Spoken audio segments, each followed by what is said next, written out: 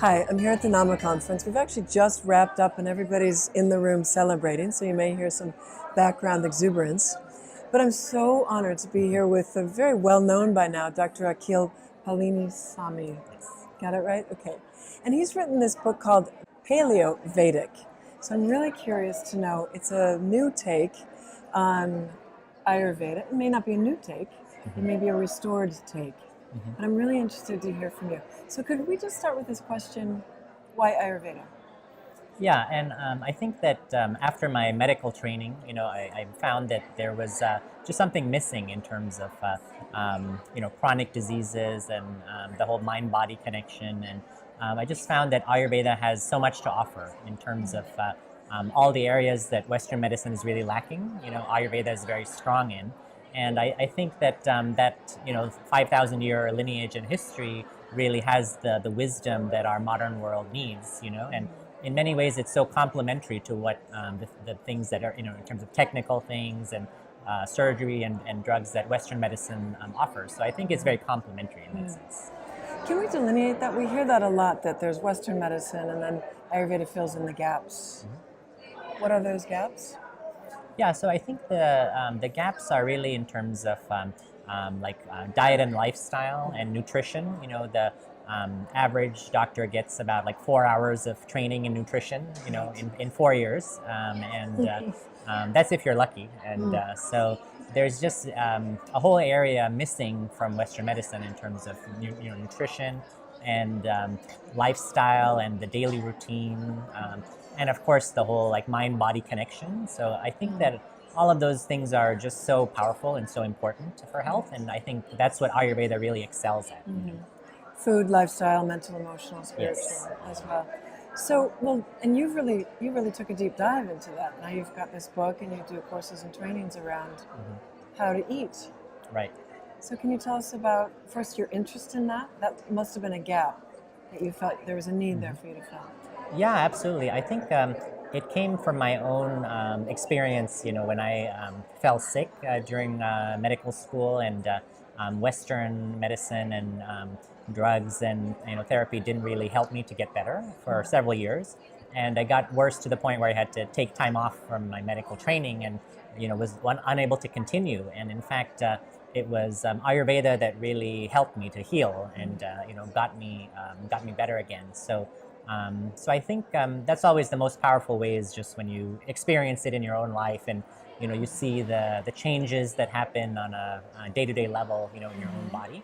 And then after that, yeah, I just I just felt so passionate about sharing that that wisdom and the knowledge of Ayurveda, because I had seen in my own life what a big impact it made. And I feel like there's so many people around the world that are hungry for Ayurveda, to learn. And so I felt that online courses would be a good way to start reaching more people and, throughout the world. Right, and you're doing a brilliant job with that.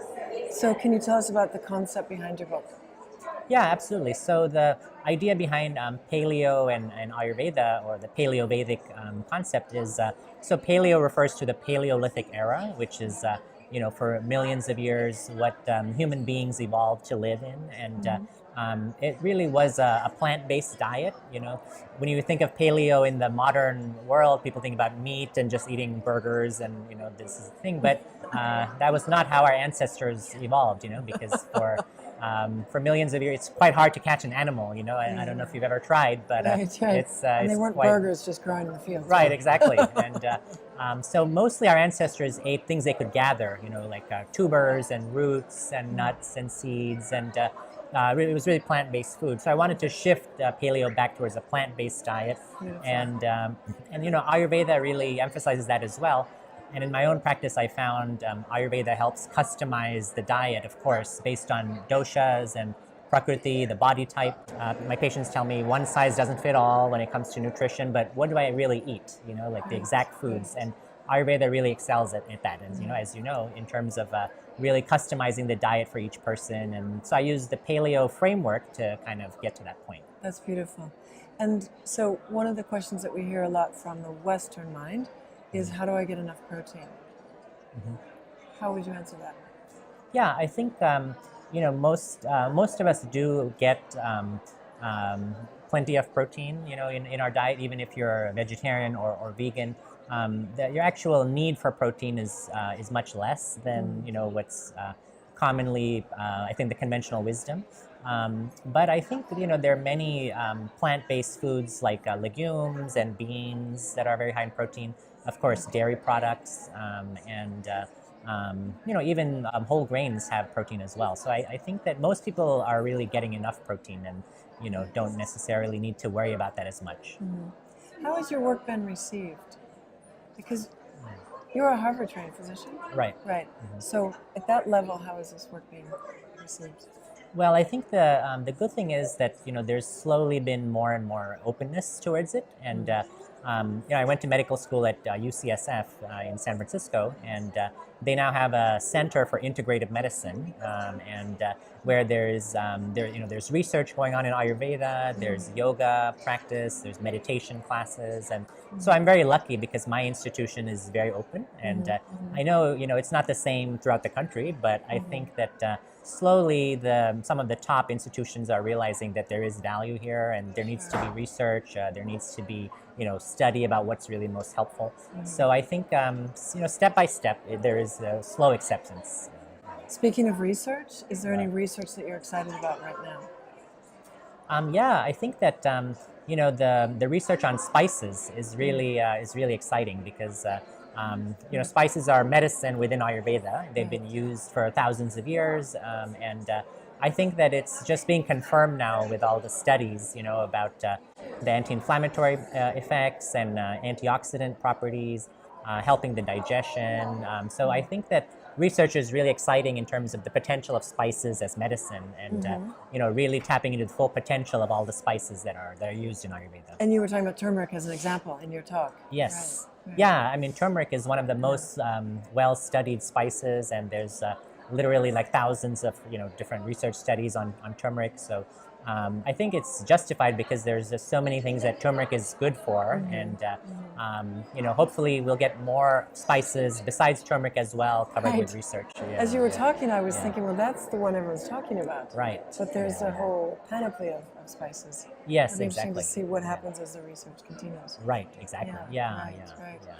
And then Dr. Suhas came along. Dr. Suhas is another one of our teachers here. And Dr. Suhas, also Western-trained doctor and a great Ayurvedic educator, was saying that there's really a lot of research on the topical application of turmeric mixed with oils, because then you can get more into the body. Right. Yeah, exactly. Just the absorption of turmeric in oil through the skin is very good, and so a lot of the Ayurvedic pastes and topical preparations used turmeric, and that's another very effective way to get it into the body. That's great. So just the last question, what excites you about the frontier of Ayurveda after this conference we've just been here?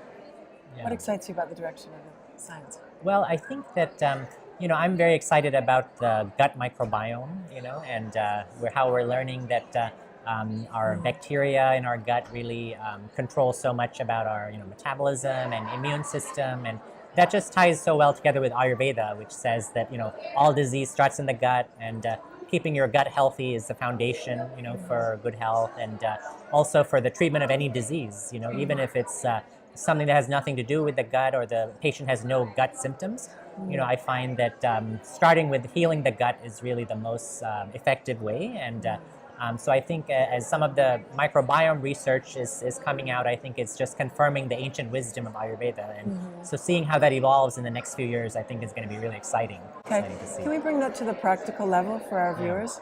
One or two or three things they can do to help the gut?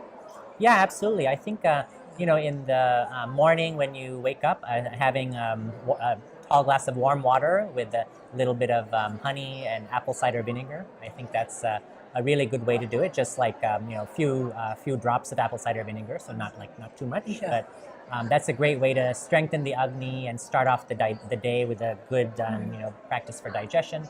I think also just scraping the tongue is important in the morning, because the tongue is a microcosm of the whole body and the whole digestive tract. And so when you're scraping it, you actually are stimulating your whole, your whole digestion. And I think the final thing Ayurveda really emphasizes is mindful eating. So I think just really being aware of your food, chewing your food, having that gratitude for the meal. I think all of that really makes a really big difference with digestion. So Right. that's important as well. That's great, Dr. Akil. Those are really great, Yeah. 3 great tips. I really appreciate you. Thank you for your work. You're doing a lot to really promote Ayurveda in our world, and I'm grateful for that. Oh, thanks so Yeah, much. Yeah, thank thanks you. for having me. Yeah, thanks.